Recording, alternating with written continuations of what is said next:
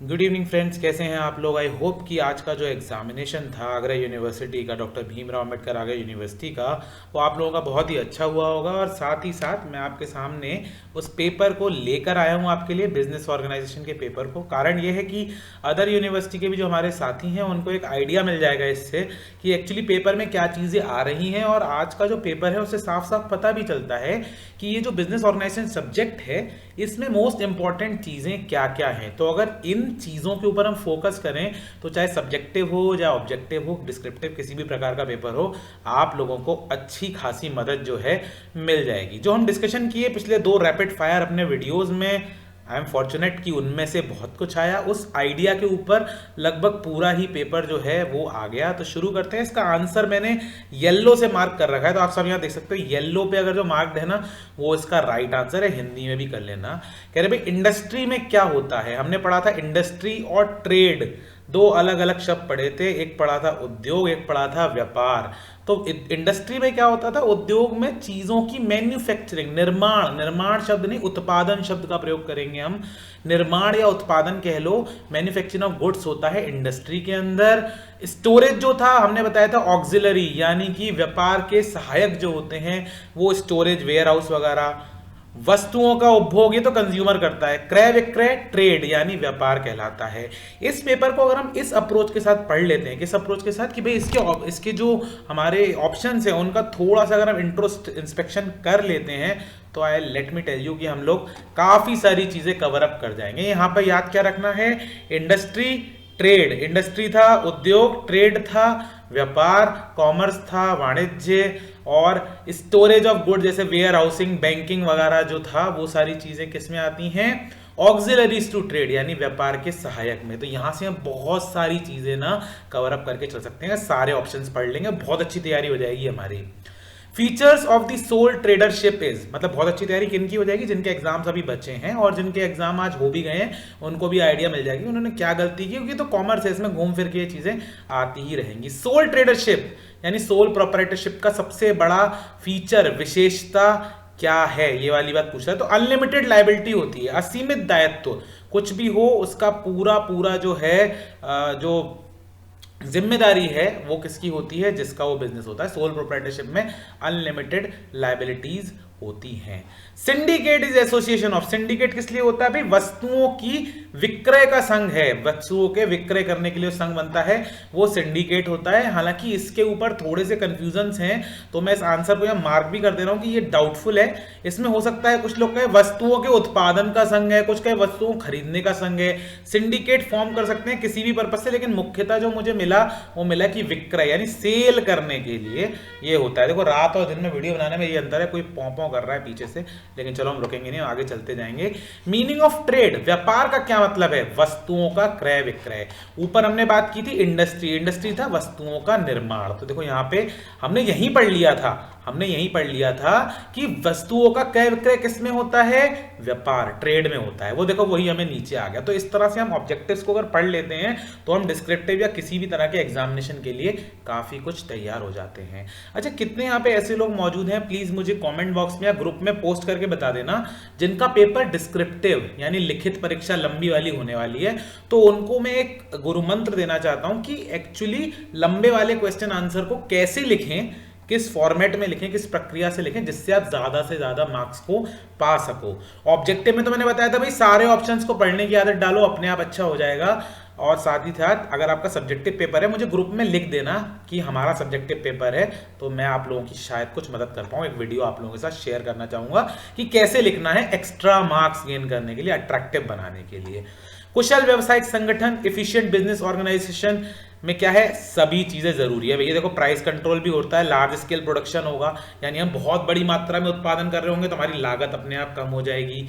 Efficient utilisation of resources करेंगे, तो ये सभी आवश्यक होते हैं किसके लिए, व्यवसायिक संगठन के लिए।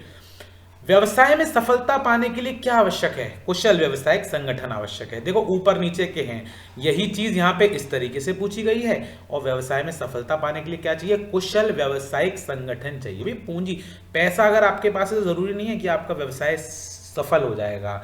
आपके पास बहुत सारी मशीन्स हैं, इसका ये मतलब नहीं है कि आपका व्यवसाय, आपकी कंपनी सफल हो जाएगी। ईमानदारी भी मैटर नहीं करती, मैटर करती है कुशलता, इफिशियंसी। एक व्यवसायी का प्रथम उद्देश्य उपभोक्ता की सेवा करना होना चाहिए तथा द्वितीय लाभ। यह कथन किसने दिया था? पीटर एफ ड्रकर मिल रहा है। इसके ऊपर भी थोड़ा सा कंफ्यूजन है क्योंकि एक किताब में कुछ और भी लिखा हुआ था। मैं इसका आंसर शायद अपडेट करूं, अगर आप लोगों के पास इसका सही जवाब हो तो प्लीज मुझे भी कमेंट बॉक्स में बता दीजिएगा। मेरे हिसाब से पीटर एफ ड्रकर ही मुझे मिल रहे हैं। और मैंने कल एक वीडियो में ये भी बताया था, वो पहला मेन ऑब्जेक्टिव जो होता है मेरे हिसाब से, इन जनरल अगर बात करें हम, तो भैया पहला ऑब्जेक्टिव है प्रॉफिट कमाना। लेकिन ड्रकर साहब ने कहा कि प्रॉफिट तो कमा लोगे, कस्टमर का जो बेस बनाना है वो बहुत ज्यादा इंपॉर्टेंट है। इसलिए उन्होंने कहा पहला ऑब्जेक्टिव क्या है, अपने कस्टमर को सर्व करें, प्रॉफिट अपने आप झक मार के पीछे आएगा। वो था ना, क्या था वो, 3 इडियट्स मूवी के अंदर कहते थे ना, तुम पढ़ाई के पीछे मत भागो, सफलता के पीछे ना भागो, अच्छे से मेहनत करो, सफलता झक मार के तुम्हारे पीछे आएगी। तो वही वाली बात यहाँ पे शायद कही है। बिजनेस क्या है? देखो ये तो एक स्टैंडर्ड सवाल है, इसका स्टैंडर्ड आंसर होता है, थ्योरी में भी आप यूज कर सकते हो जहां डेफिनेशन लिखने को आ जाए। व्यवसाय एक कला भी है और एक विज्ञान भी है, इसमें हर जगह अधिकतर आंसर होता है बोथ। बिजनेस का उद्देश्य क्या है? Profit and service objective both है। हाँ तो भैया दोनों चीजें हैं, कोई दिक्कत नहीं है, प्रॉफिट भी कमाना है और सर्विस भी करना है, दोनों ही बिजनेस के ऑब्जेक्टिव्स होते हैं। मेन ऑब्जेक्टिव की बात नहीं की है, ऑब्जेक्टिव्स की बात की है। तो ये भी होता है और ये भी होता है। बेसिक मोटिव ऑफ बिजनेस, अब इसके ऊपर डाउट हो सकता है। अगर हम पीटर एफ ड्रकर की बात करते हैं तो भैया पहले सर्विस है, दूसरा प्रॉफिट है। अगर हम जनरल धारणाओं की बात करते हैं या मॉडर्न बिजनेस की बात करते हैं तो भैया पहले प्रॉफिट है, सेकंड सर्विस है। मेरा चुनाव ये होगा कि बिजनेस का मुख्य उद्देश्य जो होता है, बेसिक मोटिव जो होता है, वो प्रॉफिट कमाना होता है। हालांकि पीटर एफ ड्रकर के हिसाब से क्या हो गया, फर्स्ट सर्विस सेकंड प्रॉफिट। तो इसमें थोड़ा कंफ्यूजन हो सकता है, ये मेरा अपना ओपिनियन है। यूनिवर्सिटी जब फाइनल रिजल्ट निकालेगी तो देख लेंगे क्या होगा, बट ये एक डिबेटेबल क्वेश्चन छोटा मोटा हो सकता है, कोई बात नहीं, एक आध सवाल होता है हर एग्जाम में इस तरह का। द वाइडेस्ट एरिया इज, इन सब में से सबसे बड़ा एरिया कौन सा है? तो देखो सबसे ऊपर होता है बिजनेस, बिजनेस के दो हिस्से होते हैं, इंडस्ट्री होता है और कॉमर्स होता है। तो इस तरीके से सेटअप किया गया है इसको कि बिजनेस के अंदर क्या क्या आता है, इंडस्ट्री और कॉमर्स दोनों ही बिजनेस के अंदर आता है। ट्रेड भी बिजनेस का हिस्सा है भाई। तो ये आप किसी चीज का उत्पादन करते हैं वो भी बिजनेस करना है, आप किसी चीज को बेचते हैं वो भी बिजनेस करना ही है। कॉमर्स में बहुत सारी एक्टिविटी जो अन्य है वो आ जाती हैं। तो ये आपको ध्यान रखना, बिजनेस जो है वो वाइडेस्ट कंसेप्ट आपका होता है। इसके लिए एक टेबल है, वो भी मैं आपसे शेयर कर दूंगा कि कौन किस तरीके से बटा हुआ है। बिजनेस का मतलब क्या होता है? Buying and selling of goods होता है भाई। जरूरी नहीं केवल मैन्युफैक्चरिंग, आप क्या करो, किसी गुड्स का निर्माण कर रहे हो, आप क्या कर रहे हो, लोहा बना रहे हो, लेकिन ना उसे बेच रहे हो ना कुछ कर रहे हो, तो बिजनेस थोड़ी हुआ।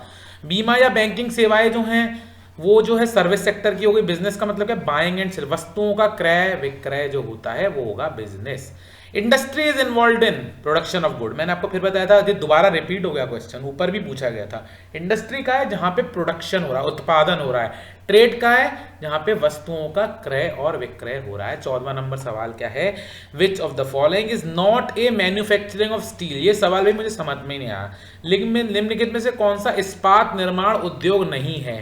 स्टील मैन्युफैक्चरिंग नहीं है, इस्पात का निर्माण, आटा मिल, चीनी मिल, फलों का उत्पादन। शायद इस सवाल में कुछ और ही पूछना चाहते थे, क्या पूछ लिया मुझे पता नहीं। निम्नलिखित में से कौन सा इस्पात निर्माण उद्योग नहीं है? तो इस्पात का निर्माण उद्योग नहीं है, आटे में नहीं होता इस्पात, चीनी में नहीं होता, फलों में नहीं होता। कुछ समझ में नहीं आया सवाल के अंदर, शायद कुछ ऑप्शन ऊपर नीचे हो गए होंगे, या आप लोग अगर बेहतर समझ पाए तो प्लीज मुझे बताइएगा। Which one is correct in the following? भाई कॉमर्स जो है वो बिजनेस का पार्ट है, मैंने ऊपर भी बताया, बिजनेस का पार्ट इंडस्ट्री ट्रेड कॉमर्स सब कुछ होता है, तो इसमें ये कथन सही है। ट्रेड का पार्ट नहीं होता, इंडस्ट्री का पार्ट ट्रेड नहीं होता, इंडस्ट्री कॉमर्स का पार्ट नहीं होता, बिजनेस का पार्ट जरूर होता है कॉमर्स। तो सी इसके अंदर जो है हमारा सही उत्तर है। पॉज करके देख लीजिएगा हिंदी में, जब आप वीडियो को देखें तो आप समझ पाएंगे। Basic objective of non commercial organisation, non commercial गैर व्यवसायिक, मैंने आपको बताया था 2 तरह की एक्टिविटी होती है, इकोनॉमिक नॉन इकोनॉमिक। ऐसे ही व्यवसाय कैसे होते हैं? गैर व्यवसायिक एक्टिविटीज भी होती हैं, जैसे कि गैर व्यवसाय एनजीओ होते हैं जो किसी को बेचारों को खाना खिला रहे हैं, कपड़े बांट रहे हैं, फ्री एजुकेशन का काम कर रहे हैं, ऐसे भी नॉन गवर्नमेंट ऑर्गेनाइजेशंस होते हैं, तो वो गैर व्यवसायिक गतिविधियां करते हैं, यानी नॉन कॉमर्शियल। उनका मेन मोटिव होता है सर्विस करना, अधिकतम सेवा देना, पैसा कमाना उनका उद्देश्य नहीं होता है।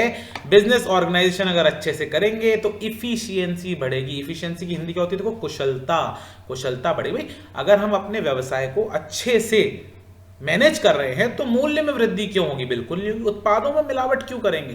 कर की चोरी नहीं करेंगे ना। व्यवसायिक संगठन किस चीज की प्रेरणा देता है कि भैया कुशलता, इफिशियंसी बढ़ाओ, सक्सेस छक मार के पीछे आएगी। It is required to organise a business. व्यवसाय संख्या को संगठन करने के लिए इन सभी चीजों की जरूरत है। भैया पैसा भी चाहिए, प्रॉपर्टी भी चाहिए, मैनेजमेंट की इफिशियंसी भी चाहिए। तो ये तो ना एक गुरु मंत्र है, सिंपल सा रॉकेट साइंस वाला शॉट है कि ऑल ऑफ दीज लगा दो जब भी आता है अधिकतर।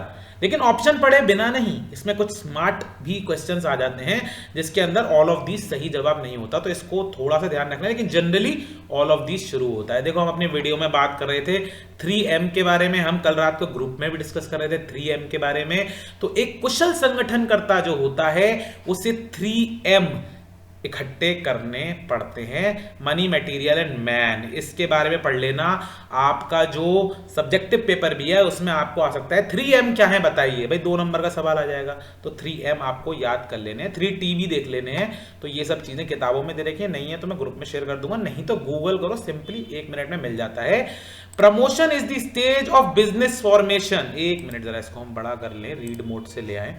Promotion is the stage of business formation. भाई प्रवर्तन व्यवसाय के कौन सी स्टेज पे आता है? प्रायर आता है, बिजनेस शुरू होने से पहले होता है प्रमोशन।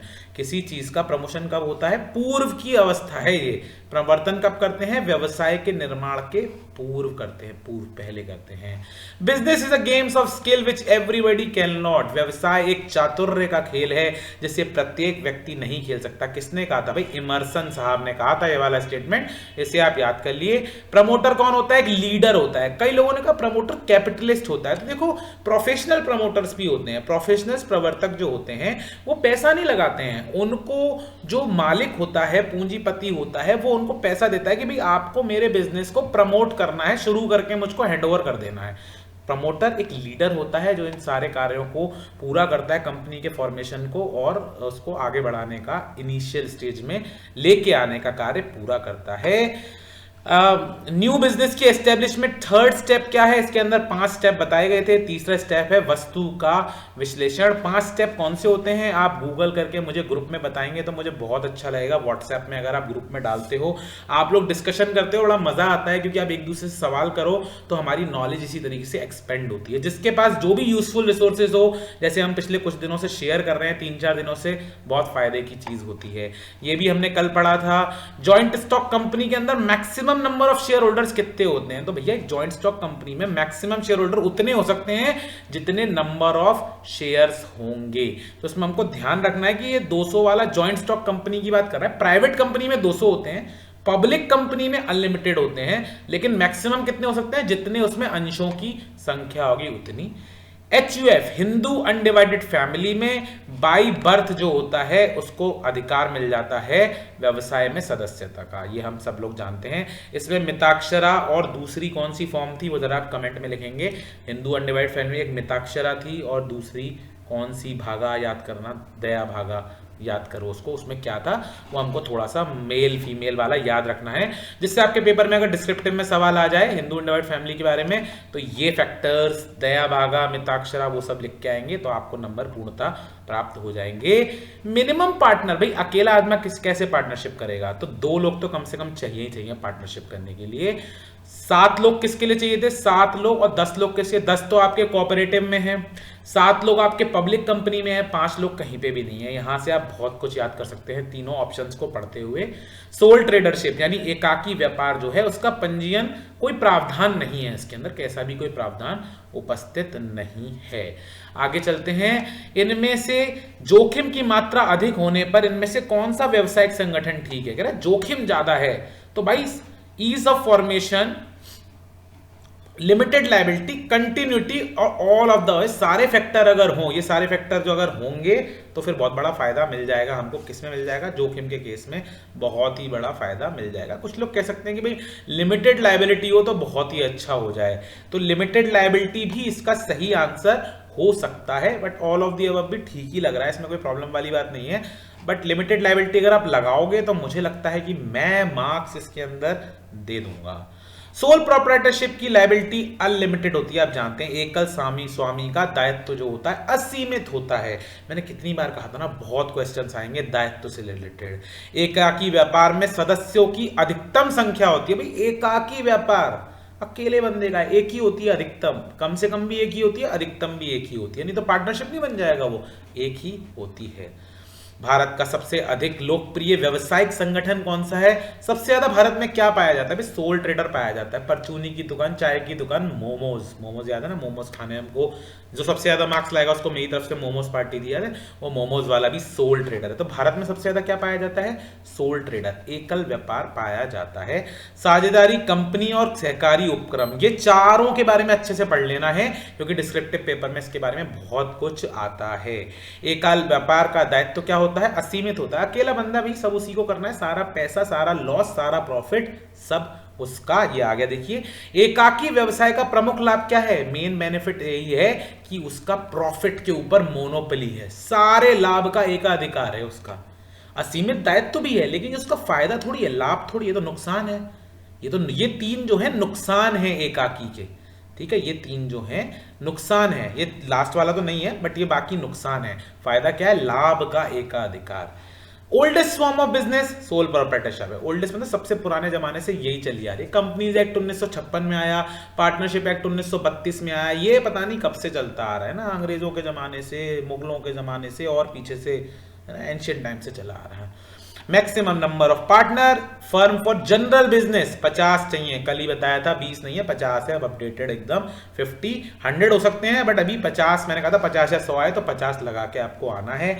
कल इसकी रूलिंग, कल इसका चार्ट बना के ग्रुप में डाल चुका हूं, दोबारा चाहिए दोबारा डाल दूंगा बट इसको अच्छे से याद करके रखना। पार्टनरशिप डीड जो है वो रिटन होनी चाहिए स्टाम्प पेपर के ऊपर, ये नहीं कि सादे पन्ने के ऊपर लिख के कह दिया ये लो मेरा प्रेम पत्र, नहीं नहीं भाई नहीं, रिटन होनी चाहिए स्टैम्प पेपर के ऊपर। क्या? पार्टनरशिप डीड, हिंदी में कहती है साझेदारी का सल्लेख। हालांकि साझेदारी का जो वादा है, अग्रीमेंट है, वो जरूरी नहीं है करना, लेकिन अगर आप कर रहे हो तो वो निश्चित रूप से स्टैम्प पेपर के ऊपर होनी चाहिए। पार्टनर्स की लायबिलिटी अनलिमिटेड होती है, हम जानते हैं। लिमिटेड लायबिलिटी पार्टनरशिप भी होती है, वो अलग चीज है, यहां पे अनलिमिटेड होती है। पार्टनरशिप का जो रजिस्ट्रेशन है वो ऐच्छिक है, आप चाहो तो करा लो, चाहो तो मत कराओ। अगर इनमें से कौन सा केस होगा तो फर्म जो है पार्टनरशिप खत्म हो जाएगी। भैया डेथ हो जाएगी पार्टनर की, कोई दिक्कत नहीं है, बाकी के पार्टनर्स बिजनेस को आगे बढ़ा देंगे।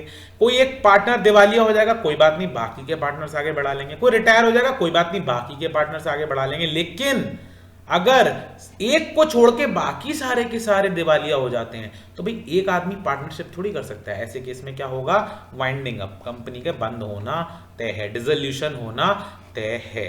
साझेदारी और फर्म का पारस्परिक संबंध क्या होता है? साझेदारों का अपनी फर्म से एजेंट का होता है, एजेंट वाला संबंध है, यानी कि जो साझेदार हैं वो अपनी फर्म के एजेंट हैं, यानी वो अपनी फर्म के एजेंसी का काम कर रहे हैं, अपनी फर्म के लिए जो जितनी भी चीजें हैं एक एजेंट के तौर पर निभा रहे हैं। एलएलपी लिमिटेड लायबिलिटी पार्टनरशिप में नो लिमिट, अधिकतम कितने भी साझेदार हो सकते हैं, नो लिमिट होता है एलएलपी। एलएलपी एक्ट 2008, एलएलपी की हिंदी क्या होती है? लिमिटेड लायबिलिटी पार्टनरशिप, सीमित दायित्व साझेदारी अधिनियम 2008 इसका आंसर है सही। Maximum number of member in private company is, यहां मैक्सिमम लिखा है, यहां न्यूनतम लिखा है, ऑप्शंस के हिसाब से न्यूनतम बन रहा है। तो भाई किसी निजी कंपनी को बनाने के लिए कम से कम कितने चाहिए? 2 लोग चाहिए। किसी प्राइवेट सार्वजनिक कंपनी को बनाने के लिए, पब्लिक को बनाने के लिए 7 चाहिए। तो भाई यहां पे सही आंसर 2 है, ये मैक्सिमम की जगह मिनिमम आप यहां पे पढ़ सकते हैं। एक प्राइवेट कंपनी जो होती है वो कुछ प्रतिबंध लगाती है अंशों को लेकर, यहां पे फिर अंश वर्ड मिस हो गया है, अंशों को लेकर। प्राइवेट कंपनी जो है ना, प्राइवेट कंपनी के शेयर्स को लेके कुछ प्रतिबंध होते हैं, उनको फ्रीली ट्रांसफर नहीं किया जा सकता है। Most important merit of joint stock company, यहां कंपनी की बात कर रहा है। कंपनी क्यों बनाते हैं? क्योंकि वहां लिमिटेड लायबिलिटी, सीमित दायित्व का दायरा आ जाता है। यह आप सब लोगों ने अच्छे से पढ़ा हुआ है, हमने कितना सारा डिस्कशन किया था, मुझे बड़ी खुशी है कि उसके ऊपर सवाल भी आ गए। लायबिलिटीज को लेके कितने सारे सवाल आए और मैं आपको बता रहा हूं बिजनेस ऑर्गेनाइजेशन का सब्जेक्टिव या डिस्क्रिप्टिव कैसा भी पेपर हो, किसी भी यूनिवर्सिटी का पेपर हो, इस तरीके के सवाल बहुत ज़रूरी हैं। ट्रू फॉल्स के माध्यम से, फिल इन द ब्लैंक्स के माध्यम से, शॉर्ट आंसर के माध्यम से, लॉन्ग आंसर के माध्यम से, लायबिलिटी को लेके, दायित्व को लेके सवाल हमेशा खड़ा होता रहेगा। जॉइंट स्टॉक कंपनी का रजिस्ट्रेशन एकदम कंपलसरी है भैया। कंपनी एक्ट के अनुसार कंपनी तो बनेगी ही तब जब वो रजिस्टर हो जाएगी, तो ये आप जानते हैं। अगर आपको सवाल आएगा भी जॉइंट स्टॉक कंपनी का क्या फीचर है, तो लिमिटेड लायबिलिटी है और क्या है, उसका रजिस्ट्रेशन एकदम कंपलसरी है। सेपरेट लीगल एंटिटी होती है, एक वो खुद की अपनी पहचान रखती है। Life of the cooperative society is not affected by any of the above. कोई बंदा रिटायर हो जाए, डेथ हो जाए या बैंकरप्ट हो जाए, कोई भी एक मेंबर या कई मेंबर, उससे कोई फर्क नहीं पड़ता है, वो चलती रहती है। कोऑपरेटिव ऑर्गेनाइजेशन, सहकारी संगठन का मुख्य उद्देश्य, प्राथमिक उद्देश्य है सर्व करना, सेवा करना है, लाभ कमाना नहीं है। सेवा के ना, लोगों के द्वारा लोगों के लिए है ना, वो लोगों के द्वारा लोगों के लिए, ऐसे शब्द ध्यान रखिए, पेपर में लिखने के काम आएंगे। लोगों के द्वारा लोगों के लिए, ये है सहकारी संगठन। Trade in consumer cooperative stores done in cash only. हमने कल भी पढ़ा था भी कोऑपरेटिव संस्थाएं जो हैं उनकी एक फीचर होता है कि वहां पर केवल नकद चलता है। आज नकद कल उधार, देखा ना, दुकानों पे लिखा रहता है, वैसा ही कोई सिस्टम उसके अंदर चलता है। मिनिमम मेंबर्स कितने चाहिए कोऑपरेटिव सोसाइटी के लिए? 10 चाहिए। फिर से याद कर लेते हैं, 7 चाहिए पब्लिक कंपनी के लिए, प्राइवेट कंपनी और साझेदारी के लिए 2 चाहिए हमको। The liability of members in cooperative society limited भी हो सकती है, अनलिमिटेड भी हो सकती है। ये बाय चॉइस होता है कि कुछ मेंबर की साथ जो है अनलिमिटेड भी कर दें। वैसे generally it is limited, but सही आंसर इसके अंदर सीमित तथा असीमित दोनों है, एक नहीं है। सहकारी समितियों के कारण प्रोत्साहन मिलता है। भाई किस चीज को प्रोत्साहन मिलता है? The following act is applicable to cooperative society. सहकारी समिति के कारण, नहीं, ये हिंदी इंग्लिश दोनों अलग अलग हो रखी हैं। वो कह रहा है कि कोऑपरेटिव सोसाइटी किस अधिनियम एक्ट के अंतर्गत आती है, तो कोऑपरेटिव सोसाइटी एक्ट के अंतर्गत ये आती है। इसको याद रखिएगा, इसका ईयर भी याद रखिएगा। क्या ईयर है भाई, बता दो सब लोग। बिल्कुल, कोऑपरेटिव सोसाइटी एक्ट 1900 क्या है, लिखिए जरा कमेंट बॉक्स में, देखूं मैं आप लोगों को याद है कि नहीं। एल्फ्रेड वीबर, कल हम पढ़ रहे थे वीबर और दूसरा सार्जेंट फ्लोरेंस, उनकी कहानियां, और मैंने आपको बताया था क्या आएगा, ऐसा ही सवाल आ गया। एल्फ्रेड वीवर जर्मन व्यक्ति थे। एल्फ्रेड वीवर ने 2 हिस्सों में बांटा था, आपको याद होगा अच्छे से, प्राइमरी सेकेंडरी 2 हिस्सों में उन्होंने बांटा। इंडस्ट्रियल लोकलाइजेशन को भी उन्होंने रॉ मटेरियल और लेबर में बांटा 2 हिस्सों में। कल हम बहुत चिक के बात कर रहे थे कि वीवर में 2 हिस्सों में बांटा। मेन रीजन लोकलाइजेशन का, शुगर इंडस्ट्री मेरठ में क्यों है भैया? शुगर इंडस्ट्री मेरठ में इसलिए, गन्ने का प्रोडक्शन बहुत होता है उस एरिया में। गन्ना मतलब चीनी बनाने के लिए रॉ मटेरियल। वीबर में एग्जांपल्स थे ये नीचे, रॉ मटेरियल वहां पे मिलता है, इसीलिए मेरठ में इंडस्ट्री लगाई हुई है। जिन लोग का डिस्क्रिप्टिव पेपर है, प्लीज इस एग्जाम्पल को याद कर लेना। ये एग्जाम्पल बहुत अच्छा है, ये एग्जाम्पल अच्छा है कि लोकलाइजेशन जो है यानी स्थानीयकरण चीनी उद्योग का मेरठ में इसीलिए कि वहां पे कच्चा माल मिल जाता है, क्योंकि वहां आसपास के क्षेत्र में गन्ना काफी होता है। लॉक इंडस्ट्री अलीगढ़ में इसलिए मौजूद है कि सरकार की पॉलिसी है, सरकार ने यहाँ पे लॉक बनाने के लिए डिस्काउंट, स्पेशल इकोनॉमिक जोन्स वगैरह बना सके हैं। और दूसरी थ्योरी किसकी थी? सार्जेंट फ्लोरेंस की थ्योरी आगमन प्रणाली या अराइवल सिस्टम पे बेस्ड थी। अगर इस शब्द का प्रयोग आप अपने short answer, fill in the blanks या फिर डिस्क्रिप्टिव में करेंगे, एक्स्ट्रा मार्क्स पाने के पूरे चांसेस बनते हैं। भाई कॉटन इंडस्ट्री मुंबई में क्यों है? क्योंकि कॉटन जो होता है, सूती वस्त्र, उसके लिए नम जलवायु यानी कि ह्यूमिड क्लाइमेट की जरूरत होती है। तो वो कहां पे मिलता है भैया? सूती वस्त्र के लिए, सूती यानी कॉटन के लिए हमको मिलता है महाराष्ट्र की तरफ, समुद्र के करीब ह्यूमिड क्लाइमेट, इसीलिए वहां पे है। ये फिर एक एग्जाम्पल है लोकलाइजेशन का। 3-4 एग्जांपल याद कर लेना। ये पेपर जो क्वेश्चन जो दे रखे हैं किताब में, मैं उसका फोटो ही भेज दूंगा। अगर आप अपने शॉर्ट आंसर टाइप में लिख के आओगे, एक्स्ट्रा मार्क्स पाएंगे। Which of the following factor affect the industrial location? भाई ये सारे ही करते हैं। आप अपनी इंडस्ट्री, आप अपना बिजनेस कहाँ करना चाहते हो, इसको कौन कौन से घटक, कौन कौन से कारक प्रभावित करते हैं? बाजार की निकटता, कल बात की थी। अरे भैया ये थोड़ी है कि आपको कोई चीज उत्तर प्रदेश में बेचनी है और आप अपनी कंपनी कहां लगा दें, बेंगलोर में जाके लगा दें। श्रम की लागत यानी लेबर जो है जहां सस्ती होगी आप वहां काम करना पसंद करोगे, जहां आपको वित्तीय सुविधाएं अच्छी मिलेंगी। ऐसी किसी जगह चले जाओ जहां बैंक ही मौजूद नहीं है, तो थोड़ी फायदा होने वाला है। All of the above right answer है। हालांकि हमारा देश बहुत तरक्की कर चुका है, बैंक तो हर जगह उपस्थित है, लेकिन फिर भी बड़े शहरों में स्थिति कुछ बेहतर होती है। प्लांट लेआउट, संयंत्र का अभिन्यास हमने कल भी पढ़ा था। मूविंग एंड कंटिन्यूअस है, गतिशील और निरंतर दोनों है। मूविंग क्यों है कि हम लगातार उसको इंप्रूव करते रहते हैं। जरूरी नहीं है कि हमने प्लांट अगर लगा दिया एक तरीके से तो हमेशा ही वैसे रहेगा। अगर हमको लगेगा इसमें चेंज की जरूरत है तो हम चेंज करते रहेंगे। वो लेआउट कंटिन्यूअस है, हमेशा चलता रहने वाला है। बोथ ए एंड बी इसका सही आंसर है। संयंत्र अभिन्यास के उद्देश्य के अनुसार layout perform the quantity of work, किसकी मात्रा को कम करता, न्यूनतम कर देता है। संयंत्र अभिन्यास के उद्देश्य के अनुसार क्रियान्वय कर्म की मात्रा को न्यूनतम कर देता है, मतलब ऐसे काम जो कि जरूरी नहीं है उनको न्यूनतम कर देता है। अगर हमारा प्लांट का लेआउट अच्छे से लग जाएगा तो उत्पादन की दृष्टि से उत्पादन की विधियां होती हैं दो बताया था ना, प्रोडक्ट लेआउट, प्रोसेस लेआउट, दो तरह के बताए थे, प्रोडक्ट लेआउट, प्रोसेस लेआउट। अभिन्यास की प्रणाली किस सिद्धांत पर आधारित है भैया? विशिष्टीकरण। यहां स्पेशलाइजेशन शब्द आएगा, है ना, स्पेशलाइजेशन।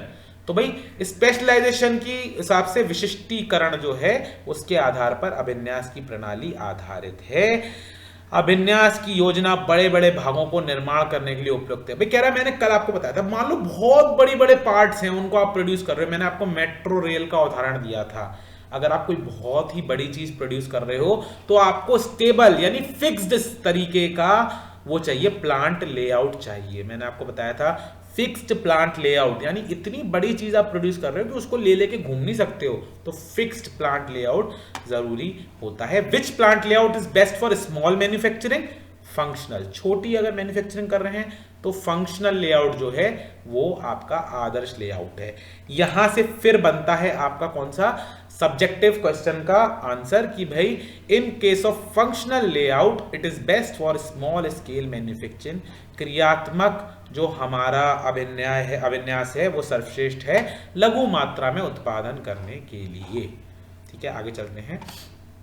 अगर अच्छा प्लांट लेआउट होगा, हम कोई भी चीज अच्छी करेंगे तो हमें इन सभी चीजों में फायदा होगा। हमें मैन्युफैक्चरिंग में भी फायदा होगा, मतलब मैन्युफैक्चरर्स को तो फायदा होगा ही जो बना रहे हैं, श्रमिकों को भी फायदा होगा, उपभोक्ताओं को भी अच्छा खासा फायदा होगा। अनुकूलतम आकार से आश्य ऐसे आकार का है जो कि अधिकतम उत्पादन करता हो। वो कह रहे हैं कि आप अपने बिजनेस को कितना बड़ा लगाना चाहते हैं? मैं इतना बड़ा लगाना चाहता हूं कि मेरा पैसे की कॉस्ट सबसे कम हो जाए और उत्पादन बहुत ज्यादा सबसे आदर्श स्थिति में पहुंच जाए। तो हाँ, डी इसका करेक्ट आंसर है। रिप्रेजेंटेटिव फर्म, प्रतिनिधि फर्म। प्रतिनिधि फर्म क्या होती है? एग्जाम्पल होती है। एग्जाम्पल मतलब कि हम कहते हैं कि हमें अपनी फर्म को ऐसा बनाना है। प्रतिनिधि फर्म असलियत में, रिप्रेजेंटेटिव फर्म असलियत में होती नहीं है। रिप्रेजेंटेटिव फर्म एक उदाहरण बनाते हैं कि मुझे ऐसा बनना है। हम कहते हैं ना, मुझे सचिन तेंदुलकर जैसा खिलाड़ी बनना है, मुझे जैक हॉब्स जैसा खिलाड़ी बनना है, मुझे क्या बनना है? टेस्ला का मालिक, क्या नाम है उसका? टेस्ला के मालिक का नाम क्या है? Elon Musk. मुझे इलॉन मस्क जैसा आदमी बनना है। वैसे ही हम कहते हैं मुझे अपनी कंपनी को, अपनी फर्म को ऐसा बनाना है, उसको कहते हैं प्रतिनिधि फर्म। तो प्रतिनिधि फर्म हमेशा एक सी होती है। हम कहते हैं 100 करोड़ का बनना है, हमको 200 करोड़ का बनना है, तो उसको कहते हैं प्रतिनिधि फर्म। ऑप्टिमम साइज, ऑप्टिमम का मतलब क्या होता है? आदर्श। अनुकूलतम आकार, इसका क्या फायदा? ये क्या होता है? टेम्परेरी होता है। देखो, कोई भी चीज कभी भी आदर्श स्थिति में लंबे समय तक नहीं रह सकती है। हवा किसी दिन अच्छी चलती है तो दूसरे दिन कम अच्छी चलती है। आपका वजन कभी बढ़ जाता है तो कभी घट जाता है। आपकी तबीयत कभी ठीक होती है तो सही होती है। जो आदर्श परिस्थितियां होती हैं वो हमेशा मेंटेन नहीं होती हैं, वो हमेशा अस्थायी होती हैं। आदर्श परिस्थिति, अच्छी परिस्थितियां रह सकती हैं, बुरी परिस्थितियां रह सकती है, लेकिन आदर्श परिस्थिति मतलब जैसी जो चीज होनी चाहिए वो चीज होती है, लेकिन वो परमानेंट नहीं होती, अस्थाई स्वभाव की होती है। रिप्रेजेंटेटिव फर्म जो मैंने ऊपर आपको बताया था वो महाशय मार्शल जी का एक थ्योरी है जो उन्होंने दी थी।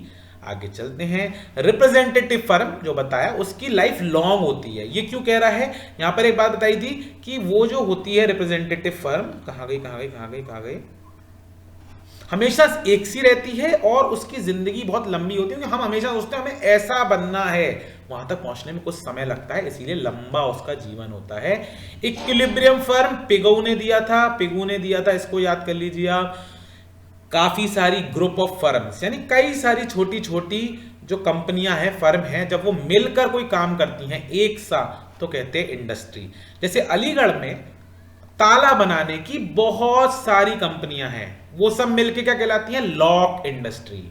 आगरा में टूरिज्म इंडस्ट्री है, यानी बहुत सारी छोटी छोटी कंपनियां, छोटी छोटी फर्में, वो मिलके क्या कर रही हैं? टूरिज्म से रिलेटेड, पर्यटन से रिलेटेड काम कर रही हैं, तो क्या कहलाता है? इंडस्ट्री बन जाता है। इसको भी आप अच्छे से देख लीजिए।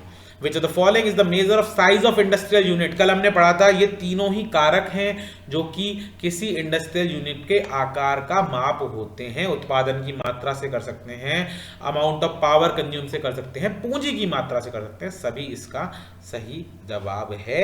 ऑप्टिमम साइज को निर्धारित करने में ये सभी शामिल होती हैं। तकनीकी शक्तियां, प्रबंधकीय शक्तियां, वित्तीय शक्तियां, उपयुक्त सभी इसका करेक्ट आंसर है। कार्टेल्स, कार्टेल्स क्या होते हैं? यहीं पे आ रहा है सवाल। इसका मतलब आपको अच्छे से पढ़ने की जरूरत है कि कार्टेल आखिर होते क्या हैं। तो तरह जाइएगा, पिछले वाले वीडियो में देखिएगा, गूगल करिएगा, अपनी किताब में एक लाइन जरूर पढ़िएगा, कार्टेल। कार्टेल मतलब उत्पादन संघ। कई सारे लोग मिलके उत्पादक जो है एक संघ बना लेते हैं, हम साथ में काम करें, उसको कहते हैं कार्टेल कहते हैं। ये कहाँ की अवधारणा है? जर्मनी से शुरू हुई थी। वो हमारे वीवर भी जो थे वो जर्मनी के ही थे। फेडरेशंस, फेडरेशंस कहाँ पे बनी? प्रन्यास कहते हैं। फेडरेशन है ना, फुटबॉल फेडरेशन जैसे हो गई, ये भी संघ की तरह ही हुआ, बट इसको फेडरेशन कहते हैं। ये कहाँ पे शुरू हुई? अमेरिका में शुरू हुई। बिजनेस काउंसलर अगर एक एसोसिएशन बनाते हैं, कहने का मतलब है, आपने सुना होगा बार एसोसिएशन। बार एसोसिएशन क्या होती है? बार मतलब वो वाला बार की बात नहीं हो रही है, ये बार मतलब बाहर जाने की भी बात नहीं हो रही है। बार मतलब जो लॉ वाले होते हैं, वकील लोगों की एसोसिएशन होती है, स्टूडेंट्स एसोसिएशन होती है, एसोसिएशन में परिषद होती है, संगठन होते हैं। तो उन संगठनों को क्या, उनका कोई प्रॉफिट मोटिव नहीं होता है, वो केवल अपनी बात को एक साथ संगठित होकर पहुंचाने के लिए। छात्र संगठन होती है, क्या कहते हैं उसको? Student association. तो उनका कोई प्रॉफिट मोटिव नहीं होता, नॉन प्रॉफिट मोटिव उनका होता है। उनका जो उद्देश्य है वो प्रॉफिट कमाना नहीं होता है। संधारी कंपनी जो है, होल्डिंग कंपनी जो है, वो क्या होती है? स्टैट्यूटरी। सारी कंपनियां जो होती हैं ना वो वैधानिक होती हैं, वैज्ञानिक नहीं है, वैधानिक शब्द यहां पे आएगा। बेसिक ऑब्जेक्टिव ऑफ ब्लेंडिंग क्या है? मोनोपोली, एकाधिकार क्रिएट करना है। अगर हम मिक्स करके काम करते हैं सब लोग, तो क्या होगा? एकाधिकार क्रिएट करने का चांस होगा। कल इस पे बात की थी। एसोसिएशन कहां ओरिजिनेट हुई? अमेरिका के अंदर 1840 में एसोसिएशन शुरू हुआ था। पूल कहां है? अमेरिका। पूल फेडरेशन का ही एक प्रकार होता है, संघ ही होता है, और ये कहां? अमेरिका की अवधारणा है। जेंटलमैन्स अग्रीमेंट, यहां मुझे पता नहीं सही शब्द है नहीं, अनौपचारिक संगठन यानी इनफॉर्मल ऑर्गेनाइजेशन किस पे स्थापित होते हैं? मॉरल ग्राउंड्स पे। भाई आपकी मेरी दोस्ती जो है वो किस पे? नैतिक आधार पर ही तो बनेगी ना।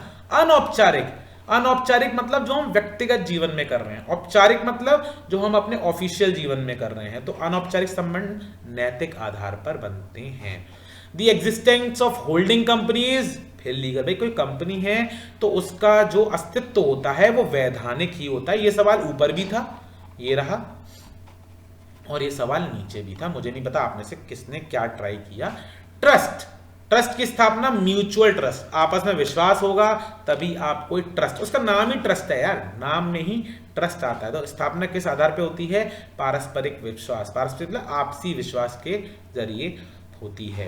गवर्नमेंट ऑफ इंडिया जो है वो बिजनेस कॉम्बिनेशन यानी मिल के बिजनेस करना। मान लो बहुत 10 बड़ी बड़ी कंपनियों ने क्या किया, बहुत सारी 10 बड़ी बड़ी कंपनियों ने मिलकर एक साथ कॉम्बिनेशन फॉर्म कर लिया, संयोजन बना लिया, तो क्या करेगी वो? एकाधिकार बना देगी, बड़ा मुश्किल कर देगी कंज्यूमर्स के लिए। तो भारतीय गवर्नमेंट जो है बिजनेस कॉम्बिनेशन को सपोर्ट नहीं करती है, अगेंस्ट है इसके।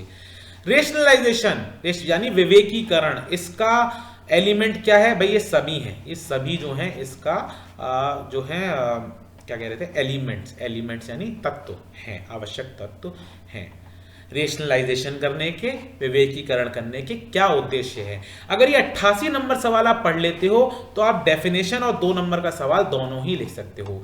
विवेकीकरण क्या मतलब है? कि हम अपने सारे अपव्ययों, गलत तरह के खर्चों को रोक दें, उपलब्ध साधनों का सर्वोत्तम उपयोग करें और जन साधारण के जीवन के स्तर में वृद्धि करने का प्रयास करें। ये सब मिला के क्या होता है? विवेकीकरण होता है। विवेकीकरण एक्चुअली होता क्या है? रेशनलाइजेशन, कि आप बिजनेस तो करते आ रहे हैं लेकिन आपको लगता है कि आपने बिजनेस में और सुधार की स्पेस है, आप उसको और बेहतर कर सकते हैं, सही कर सकते हैं। कैसे?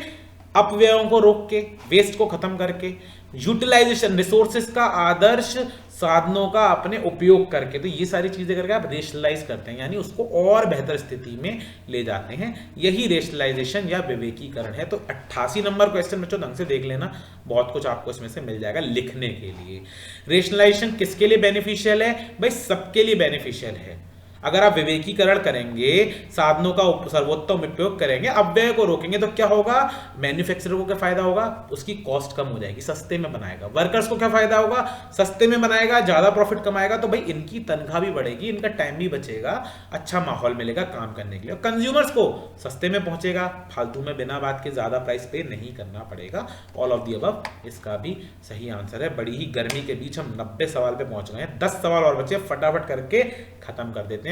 फिर हमें business, communication, food, nutrition, hygiene, statistics, पता नहीं किस किस के बारे में बात करनी है, तो आप व्हाट्सएप ग्रुप से जुड़ जाओ जल्दी से जल्दी। मेरा एक ऐप भी है, प्ले स्टोर पे है, एड्यूथाला, उस पर भी मैं ये पीडीएफ डाल दूंगा, वहां से डाउनलोड कर लेना, व्हाट्सएप ग्रुप में डाल दूंगा। तो हम लोग आगे आई होप जुड़े रहेंगे लंबे समय तक, आपके पूरे बीकॉम एमकॉम तक, ऐसी मैं उम्मीद करते हैं साथ आगे बढ़ता हूं। रेशनलाइजेशन के अंदर क्या नहीं आता है? नेशनलाइजेशन नहीं आता है। राष्ट्रीयकरण एक अलग चीज है और विवेकीकरण एक अलग चीज होती है। विवेकीकरण का जन्म जर्मनी में हुआ। बिजनेस को लेके जर्मनी जो है बहुत बढ़िया कंट्री रहा। जर्मनी, फ्रांस, ब्रिटेन, इन लोगों ने बहुत कुछ दिया है बिजनेस और कॉमर्स की थ्योरीज को लेकर। अगर रेशनलाइजेशन होता है, विवेकीकरण होता है, तो उत्पादक और उत्पादन, उत्पादकता और उत्पादन दोनों ही बढ़ते हैं, आगे बढ़ते हैं। बिल्कुल सही बात है। ऊपर कहा ना, रेशनलाइजेशन, विवेकीकरण यानी खर्चे कम कर लेना, चीजों को और बेहतर कर देना, तो इससे क्या फायदा होगा? उत्पादन भी बढ़ेगा और उत्पादकता भी बढ़ेगी। उत्पादन मतलब क्या बन के निकल रहा है, और उत्पादकता मतलब जो व्यक्ति बना रहा है। यानी पहले कोई व्यक्ति अगर 10 यूनिट बना रहा था, 10 जूता बना रहा, तो आज की डेट में वो 12 बनाएगा। यह है उसकी व्यक्ति की उत्पादकता। तो ग्रो करती हैं दोनों ही। वैज्ञानिक प्रबंध की तुलना में विवेकीकरण है क्या है? कॉम्प्रिहेंसिव है, व्यापक है। रेशनलाइजेशन जो है साइंटिफिक मैनेजमेंट में कॉम्प्रिहेंसिव है, व्यापक है, सब कुछ कवर करके चलता है। Owners approach to rationalisation is sympathetic. स्वामियों का दृष्टिकोण विवेकीकरण के प्रति क्या है? सहानुभूति पूर्ण है। हर स्वामी चाहता है कि उसका जो बिजनेस है वो विवेकीकरण के स्तर को प्राप्त करे। क्यों? क्योंकि उससे क्या फायदा होगा? खर्चे कम होंगे, एफिशिएंसी बढ़ेगी, पैसा ज्यादा आएगा, कंज्यूमर को भी फायदा होगा, सबको इससे फायदा ही फायदा होगा। भारत के उद्योगों के लिए विवेकीकरण आवश्यक है। भाई ये बात इसलिए लिखी गई है, इसके लिए मैं स्क्रीनशॉट डालूंगा। इसीलिए जरूरी है कि कंपटीशन बहुत ज्यादा बढ़ रहा है, हर रोज नई कंपनियां आ रही हैं। हमारे देश की कंपनियों को विदेशी कंपनियों से भी बहुत ज्यादा चैलेंज मिल रहा है। ऐसे केस में केवल एक ही इलाज है, वो है विवेकीकरण करके, रेशनलाइजेशन करके चीजों को उस स्तर पे ले जाना जहां आपको कोई भी कंपटीशन ना दे पाए। रेशनलाइजेशन का सोशल एस्पेक्ट क्या है? उसमें है बिल्कुल, विवेकीकरण में सामाजिक पहलू निहित है। अगर विवेकीकरण होता है बिजनेस का, तो कंज्यूमर को फायदा होता है, चीजें सस्ते में मिलने लगती हैं, वर्कर को फायदा होता है, उसकी तनख्वाह बढ़ती है, तो यानी कि समाज जो है उसको फायदा पहुंचता है। तो हाँ, विवेकीकरण जो है उसके अंदर सामाजिक पहलू निहित है, इम्प्लिसिट है, उसके अंदर पाया जाता है। रेशनलाइजेशन अगर शुरू में ही हम करने लगेंगे तो अनएम्प्लॉयमेंट बढ़ेगा। अगर हम शुरुआत में ही, बिजनेस अभी शुरू किया है, तो शुरुआत में क्या होता है, अगर हम विवेकीकरण करने लग जाएंगे तो हम क्या करना होगा, हमें अपनी छटनी करनी पड़ेगी खर्चों को कम करने के लिए। मशीनों से प्रयोग ज्यादा बढ़ाएंगे, हम अपने खर्चे कम करने का प्रयास करेंगे, इफिशियंसी बढ़ाने का प्रयास करेंगे। उससे क्या होगा, कम से कम लोगों को एम्प्लॉयमेंट मिलेगा, अनएम्प्लॉयमेंट बढ़ने का खतरा बढ़ जाता है। भारत जो है, भारत की गवर्नमेंट जो है वो विवेकीकरण के पूर्णतः पक्ष में है। वो भी चाहती है कि हमारे बिजनेस विवेकीकरण करें और नित्य नए नए आयामों को छुएं। ये शब्द भी लिख के आओगे एग्जाम में तो मजा आ जाएगा। इनमें से कौन सी बिजनेस एक्टिविटी है? सबसे पहली चीज हमने यही डिस्कस की थी कि भैया मंदिर में जाना क्या बिजनेस एक्टिविटी है? नहीं है। कस्टमर से चीटिंग करना बिजनेस एक्टिविटी है? नहीं है। मिलावट करना बिजनेस एक्टिविटी है? नहीं है। लेकिन sale of, purchase of goods जो है, किसी भी माल के क्रय विक्रय जो है उसको क्या कहते हैं? व्यवसायिक क्रिया कहते हैं। और लास्ट सवाल, बिजनेस में क्या आता है? All human economic activities. Economic मतलब आर्थिक, गैर आर्थिक नहीं, दो तरह की क्रियाएं बताई थी, आर्थिक और गैर आर्थिक। तो गैर आर्थिक नहीं आती हैं, आर्थिक क्रियाएं आती हैं। किस में आती हैं आर्थिक क्रियाएं, किस में आती हैं आर्थिक क्रियाएं, बिजनेस के अंदर आती हैं। ये था पूरा paper doctor Bhimrao Ambedkar university Agra में जो आया था।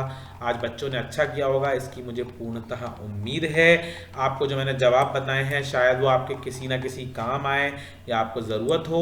आगे के पेपर्स के लिए हम लोग तैयारी करते रहेंगे। आज के वीडियो को मैं इसी बात पर समाप्त करता हूँ। All the very best for all your exams. WhatsApp group join कर लीजिए, ऐप चाहें तो डाउनलोड कर लीजिए, यूट्यूब चैनल को सब्सक्राइब कर लीजिएगा जिसके मैं वीडियो बना रहा हूँ। और जाने से पहले कहना चाहूँगा कि वीडियो को यहाँ से लाइक ज़रूर कर दीजिएगा, तो लाइक कर देना, सब्सक्राइब कर देना चैनल को, और हम मिलते रहेंगे और ऐसे ही फ्री एजुकेशन के मोटिव के साथ आगे बढ़ते रहेंगे। Until we meet next time, it's good night. Group में मुलाकात होगी डिस्कशंस के साथ। Take care.